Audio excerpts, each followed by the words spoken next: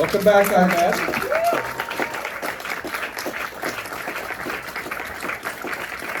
Thank you so much. And this is David Schwartz. Hello. Hi, everybody. I want to make sure I do a quick plug before we start the conversation, because I saw copies of Guy's book from the Atelier Tovar, Selected Writings. It's no surprise that Guy is a wonderful, eccentric, fun, interesting writer. Oh, thank you. And this book has journalism, reviews, diaries, a lot of lists of favorite films. So it's out in the lobby.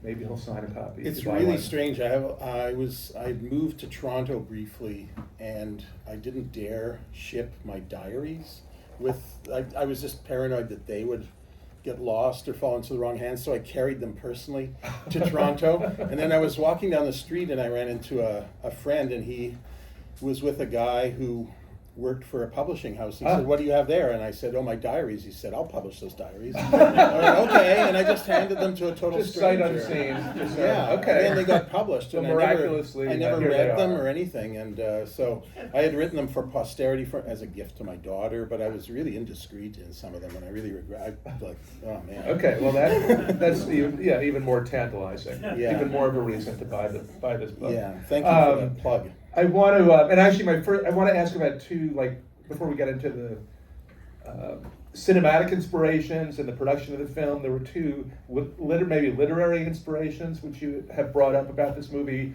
One is, of course, Hamlet. This has some of the similar body count. Hamlet too. Yeah. Yeah. Maybe. Yeah. There's enough people living for a sequel to Hamlet here, but Like two, I think. yeah. No, it's certainly in the spirit of those great body count tragedies and operas with similar tragic deaths and horrible, archetypal things going on. Yeah. And I also was under the influence of Thomas Mann. It's not like this is a big literary test, but both George and I had read Thomas Mann's The Holy Sinner, which is about a guy who, as an infant, gets separated from his mother and then inadvertently marries his mother, and when he finds out, he later becomes the Pope. And then he makes a complete U-turn in his career plans and becomes the Pope. But it's a really wild thing, and Thomas Mann is a very mischievous, very hilarious writer. Okay. It's no secret that Vladimir Nabokov hated him as a writer because they're very fun, both very funny and they're very similar. Some jealousy. Yeah, they're just similar.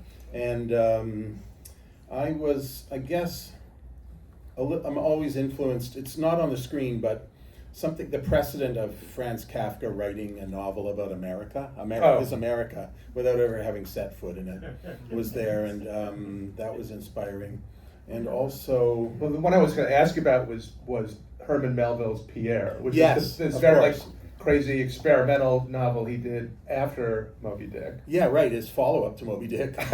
He was poised for greatness, but he made this super cursed novel in it's very similar in spirit to this, and probably the most inspiring of all So literary could you talk a influences little bit on about this. that? I mean, I think similarities like Leos Carax made Pola X, which is his adaptation of Pierre. Pierre, yeah.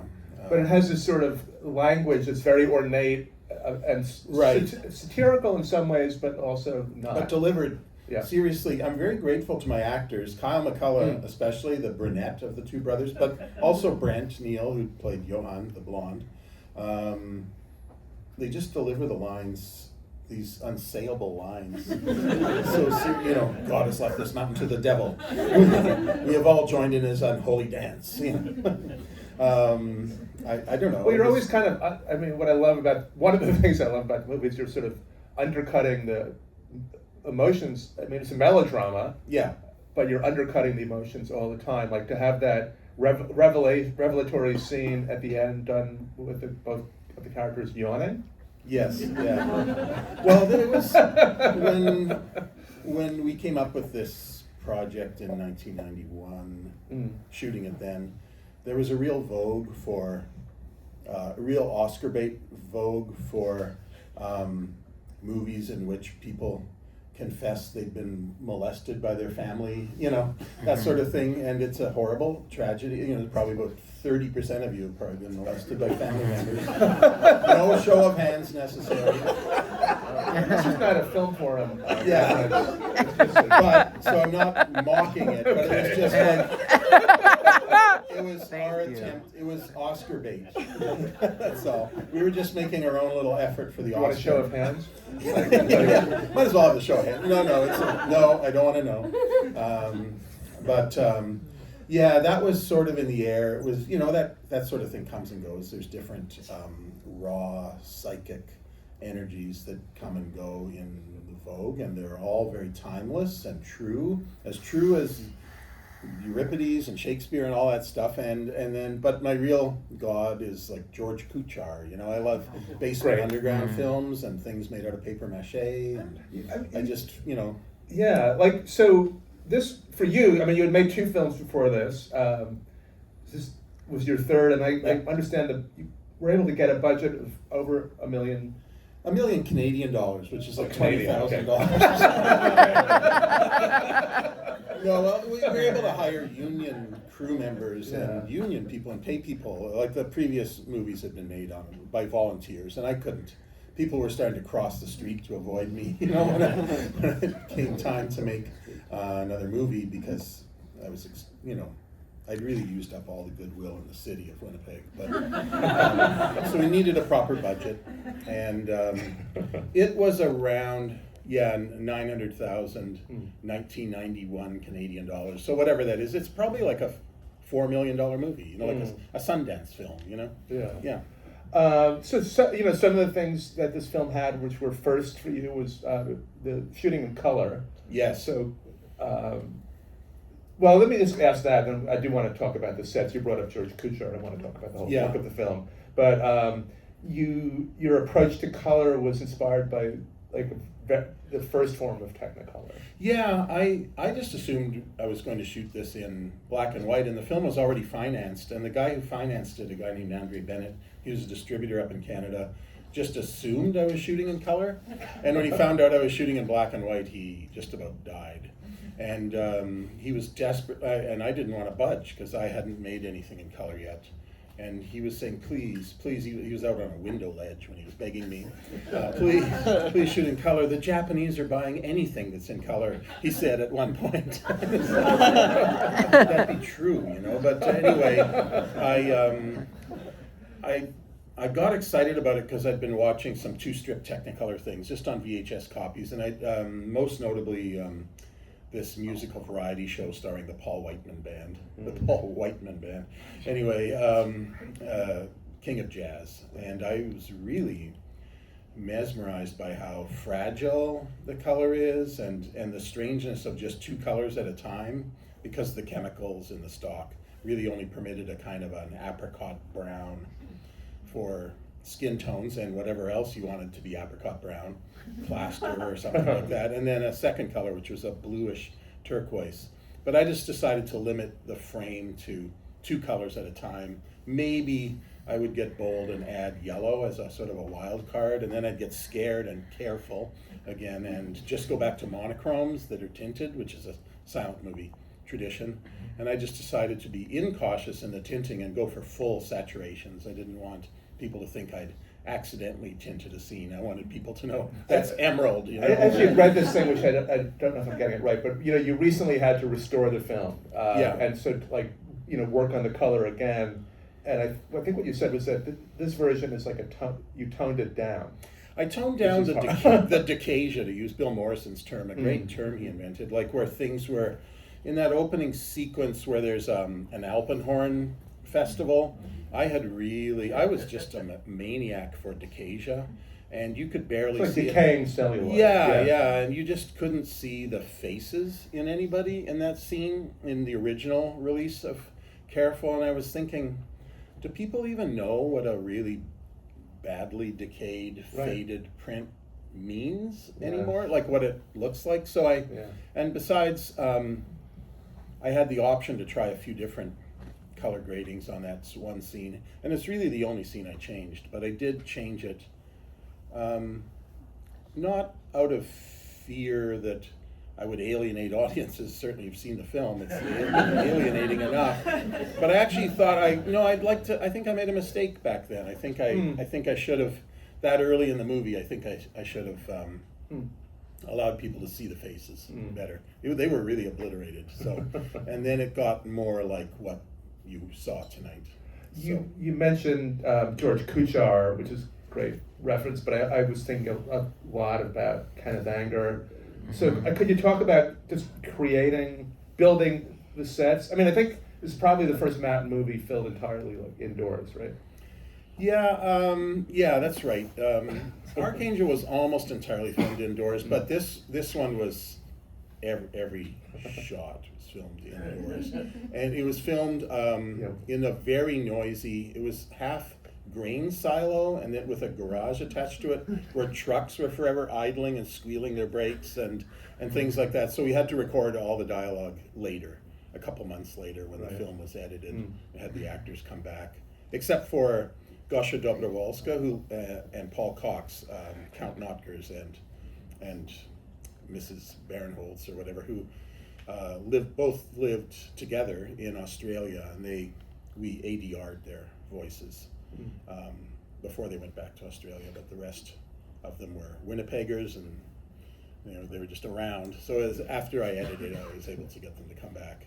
And it was nice to be able to mess with the sound, sometimes really lay in ambient beds of crackle that reminded me of my childhood listening to Minnesota Twins games on the radio very far away, and other times to sort of break a sound mixer's rule, which is to have no ambient sound at all, none, like you're supposed to have room tone.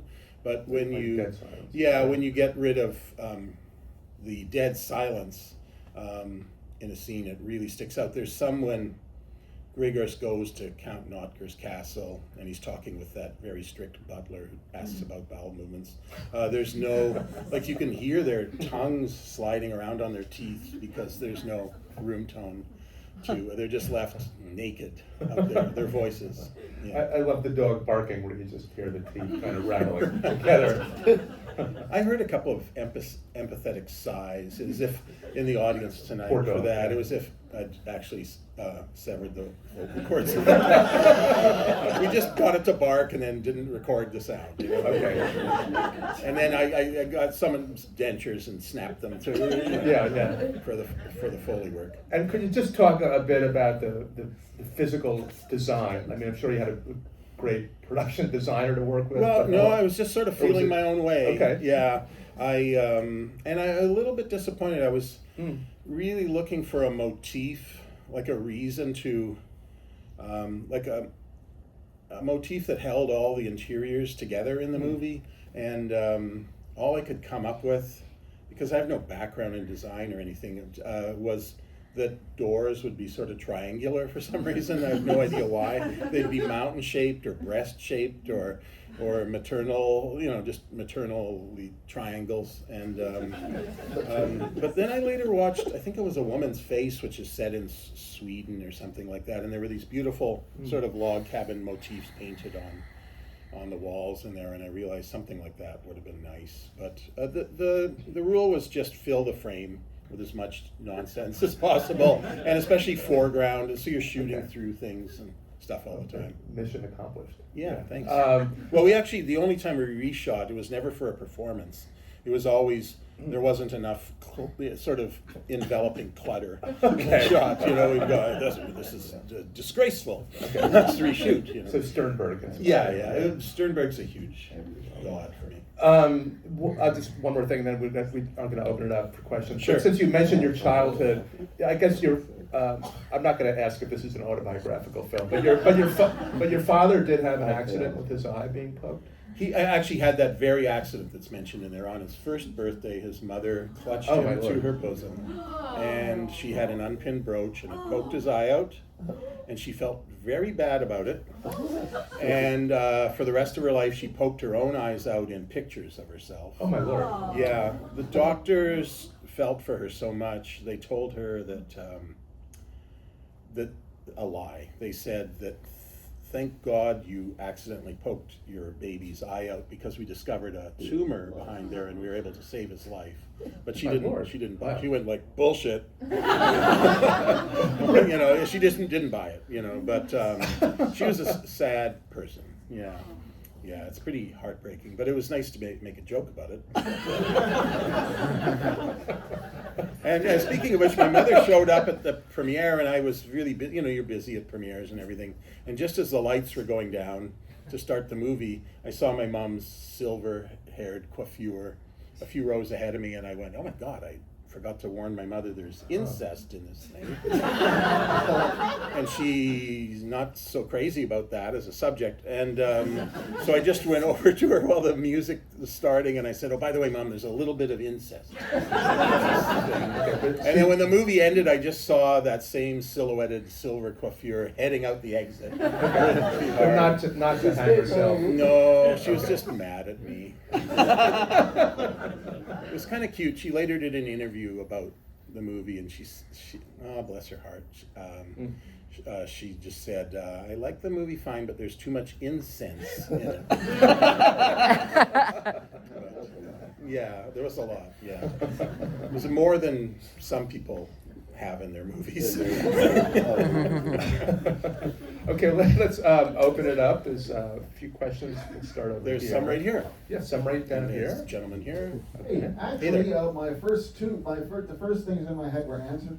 No, you haven't seen a lot of mountain films. You weren't poring over the blue light or the white hell of Piz Payload. No, And, still haven't seen the White Hell. It's below. And you did deal with color saturation issues in revisiting the film. The question is, seeing this again, the ending of this seems kind of like the ending of My Winnipeg, mother and son in the snow. Oh yeah, that's interesting. Well, Never thought of it before. Son never falls far from the lap of his mother, or something like that. Yeah, I don't know. The ending of My Winnipeg was, which you haven't seen, many of you haven't anyway, thank you. Sound of one hand clapping.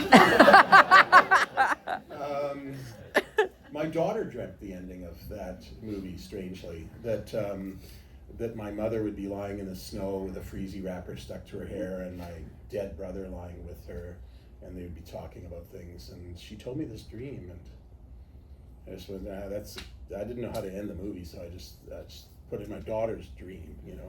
My daughter was dreaming about someone who had died decades before she was born, and I thought it was cool. But it is similar, you're right.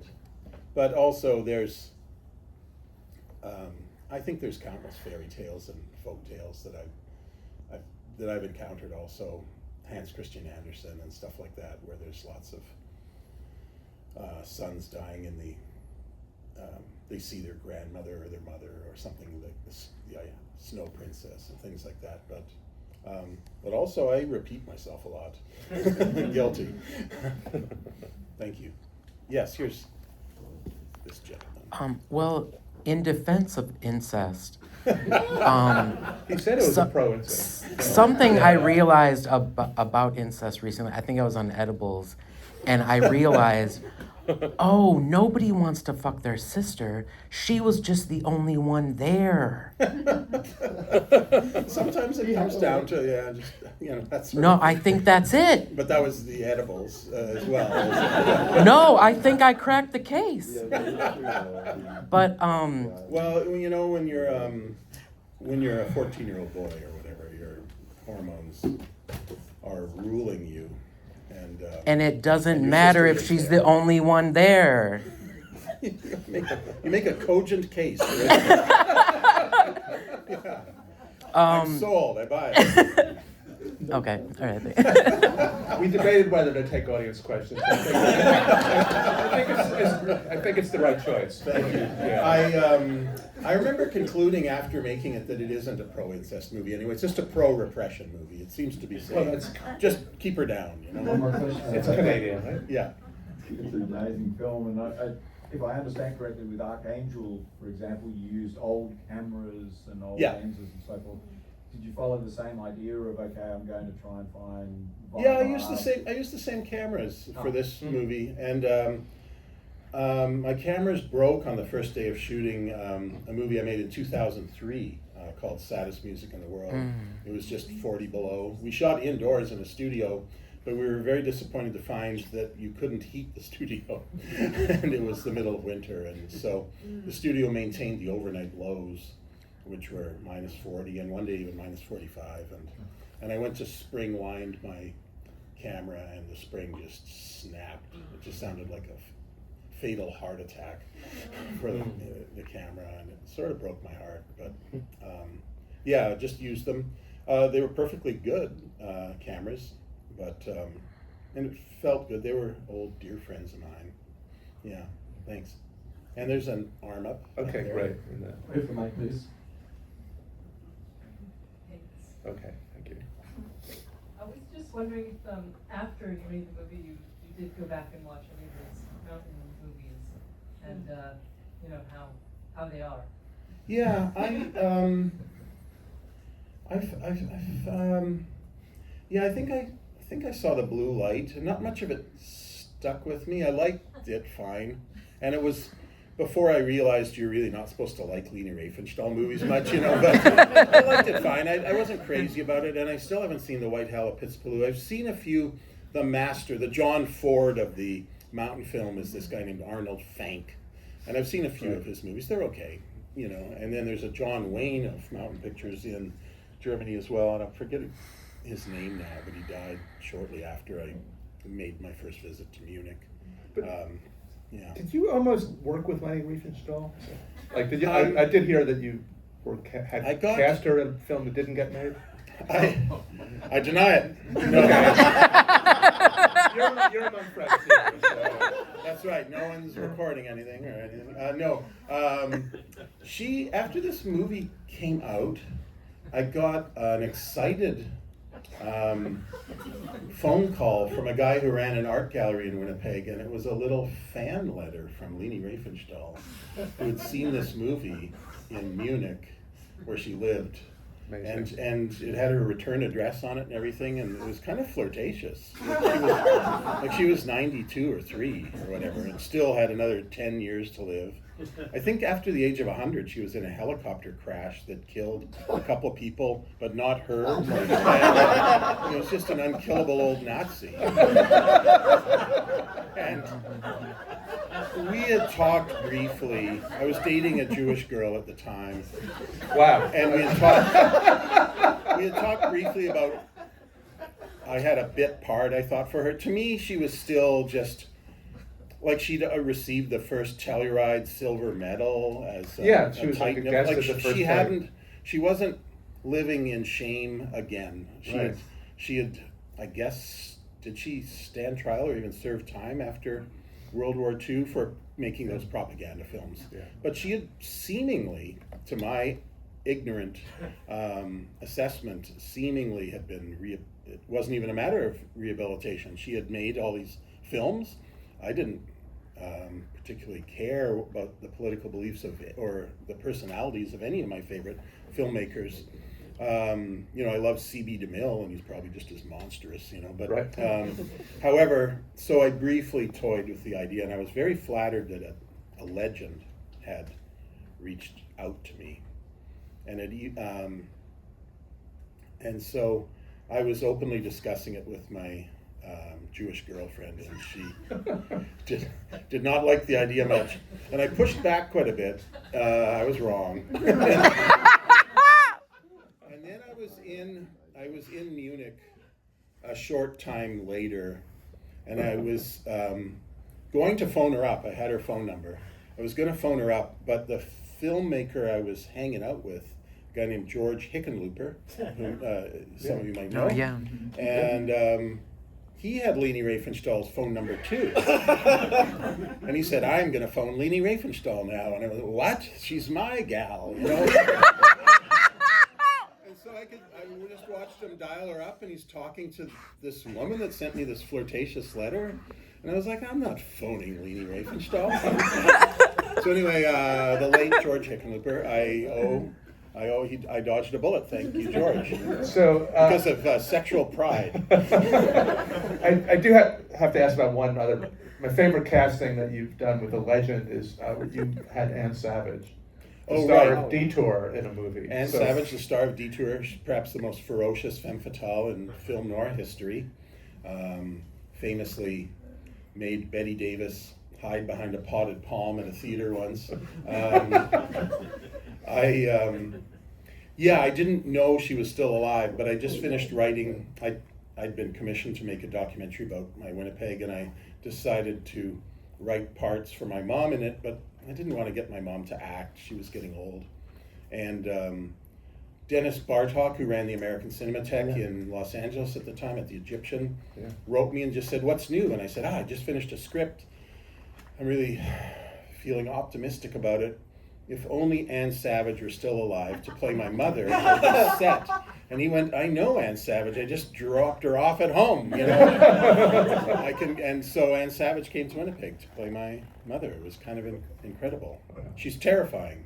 And I wouldn't let her meet my mother because, I don't know, it was like matter meeting antimatter. We have time for one Okay. quick question Go ahead, right down here. and quick answer. No I'll pre- give a quick answer. No pressure. Maybe. Okay, here we go. So, I saw this film last 25 years ago or so, and there's been visuals that have always stuck with me, and it's so beautiful just to look at. And I'm just wondering quickly if you could tell us, when did the visuals come into play when you're making this? How much? Did you just read everything that your writing partner wrote, and then we're like, I'm going to do it like this and this, or was it a more collaborative endeavor? I was still relatively new to film. Maybe, I guess I was 35 when I made it, but I didn't even start watching movies as an adult till I was 24.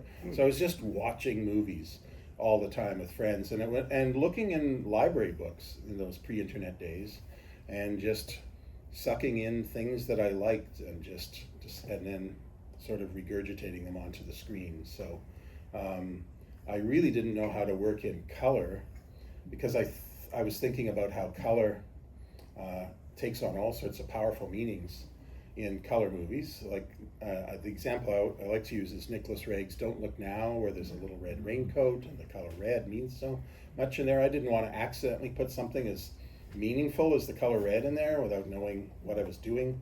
So that's why I wanted to make it very controlled. I wanted it to be slightly expressionist.